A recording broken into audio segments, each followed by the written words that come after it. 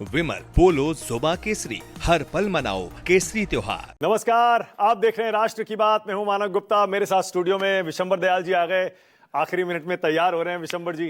खैर, विशंबर जी को राष्ट्र की बात में आज हमने इसलिए बुलाया है क्योंकि आपको भी पता है दिल्ली में जो बम धमाका हुआ उसकी गूंज अभी भी पूरे देश में सुनाई दे रही है। बहुत सारे लोग तो ये भी पूछ रहे हैं क्या ये होम ग्रोन टेररिस्ट का कारनामा है, उनकी करतूत है, क्या ये कश्मीरी टेररिस्ट थे या फिर सीमा पार से इन आतंकवादियों के तार जुड़े हुए हैं।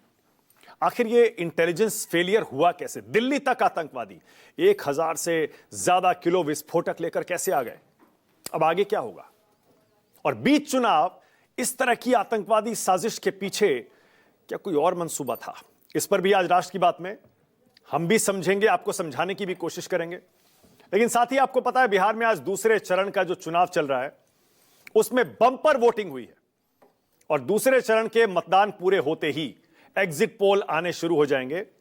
न्यूज़ 24 भी महा एग्जिट पोल के आंकड़े आपको दिखाएगा। अलग अलग एजेंसीज के जब आंकड़े आएंगे तब न्यूज़ 24 सबको एक साथ आपके सामने रखेगा ताकि आप भी समझ सकें कि एग्जिट पोल क्या इशारा कर रहे हैं। महा एग्जिट पोल का मकसद हमारा सिर्फ इतना है कि आज अलग अलग एजेंसियों के आंकड़ों को एक साथ रखकर हम भी समझें और अपने एक्सपर्ट से समझने की कोशिश करें कि जो बम्पर वोटिंग हो रही है और जो एग्जिट पोल के आंकड़े आ रहे हैं, क्या इनमें कोई संदेश छुपा हुआ है क्या? अब से पहले माना जाता था बम्पर वोटिंग मतलब सत्ता परिवर्तन। जो सरकार या जो पार्टी रूलिंग पार्टी है, सत्ता में बैठी हुई है, उसको सत्ता से हटाने के लिए लोग घरों से बड़ी संख्या में निकल रहे हैं।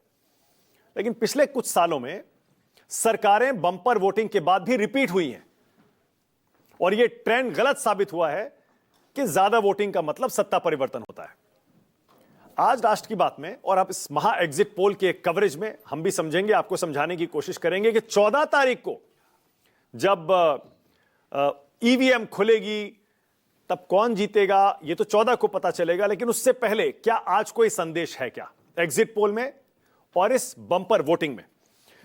तो मेहमानों से परिचय थोड़ी देर में कराऊंगा। पहले आपको जरा बता दूं, पहले चरण की तरह दूसरे चरण में भी बिहार के चुनाव में बम्पर वोटिंग की खबरें हमारे पास आई हैं।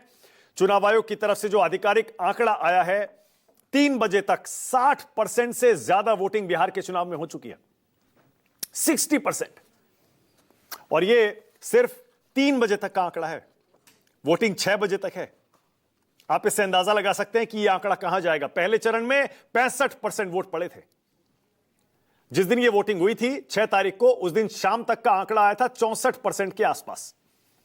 लेकिन अगले दिन यह आंकड़ा जब इलेक्शन कमीशन ने फाइनल फिगर रिलीज किया 65% क्रॉस कर गया। आज तक कभी बिहार में इतनी वोटिंग नहीं हुई और अब यह 3 बजे तक दूसरे चरण में 60% वोटिंग। इसका मतलब क्या दूसरे चरण में 70% वोट पड़ने जा रहे हैं क्या? और अगर यह ऐतिहासिक वोटिंग दूसरे चरण में भी हुई है, इसके मायने क्या है? राष्ट्र की बात में इसको भी समझेंगे। जल्दी से आपको 2015 और 2020 के वोटिंग के फिगर दिखा दूं ताकि आप भी समझ सकें कितनी ज्यादा वोटिंग इस बार बिहार के चुनाव में 2025 में हो रही है।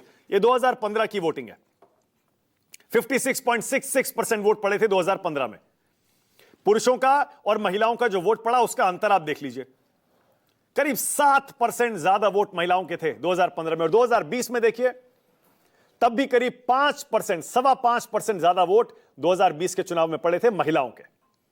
और वोटिंग परसेंट लगभग सेम था, 57% के आसपास यहां है और 56.66 ये 15 का। और 2025 में यह आंकड़ा 65-70 क्रॉस कर रहा है। इसका मतलब क्या है इसको भी समझेंगे। लोकसभा चुनाव में कितनी वोटिंग हुई थी जरा वो फिगर भी देख लीजिए।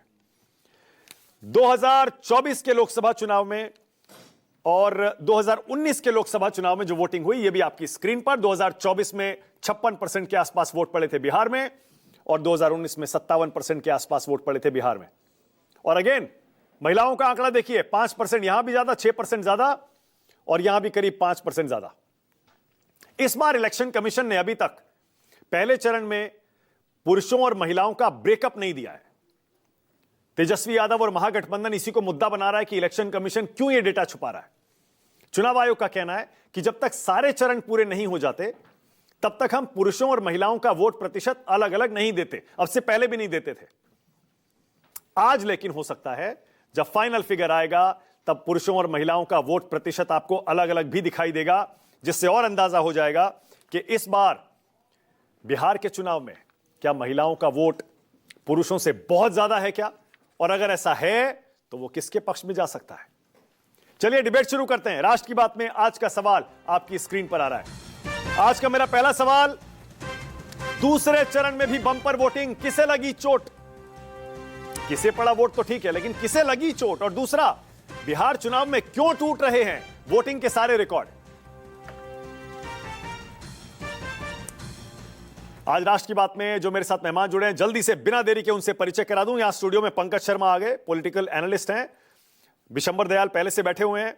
मेरे साथ बीजेपी से के शर्मा आ गए हैं, जेडीयू की तरफ से नवल शर्मा हैं, आरजेडी की तरफ से सुबोध मेहता हैं, राजकिशोर तिवारी हैं, सीनियर जर्नलिस्ट हैं, वो भी आपकी स्क्रीन पर आपको दिखाई दे रहे हैं, और प्रदीप गुप्ता भी आ गए, सीएमडी हैं एक्सेस माई इंडिया के। आप सभी का स्वागत। कांग्रेस पार्टी ने इस डिबेट का माई एग्जिट पोल पर हिस्सा नहीं इसका बनने का फैसला किया है। शुरुआत